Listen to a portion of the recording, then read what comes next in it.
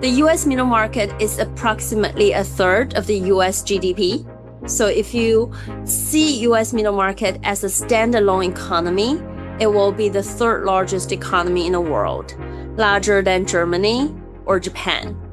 There are approximately 200,000 of these mid-sized companies employing approximately 48 million people.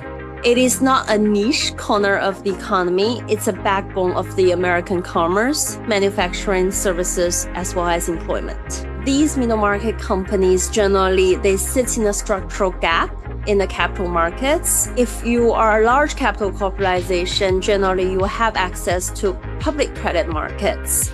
For middle market companies, however, generally they are too small for public bond markets, and they are a little bit too complex for regional bank lending. The gap, which has widened significantly since post-global financial crisis, as banking regulations force commercial banks to retreat from this segment.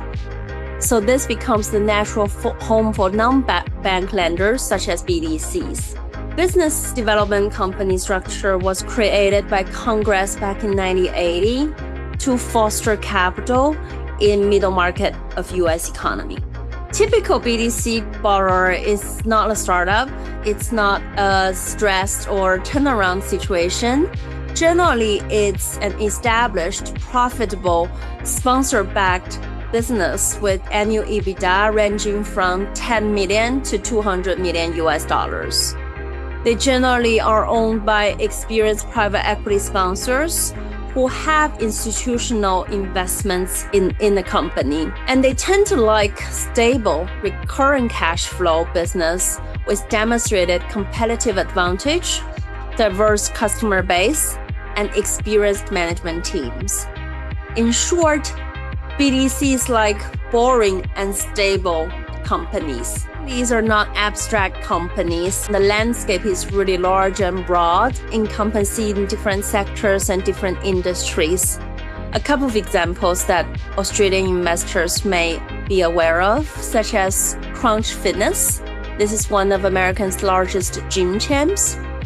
FRAM is the oil filters in millions of cars across the US.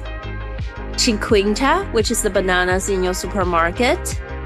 DigiCert is another company that runs the security certificates behind every website login. Moderna is the pharmaceutical company behind one of the world's most widely used COVID vaccines. And there are also other examples such as enterprise software platforms used by businesses globally.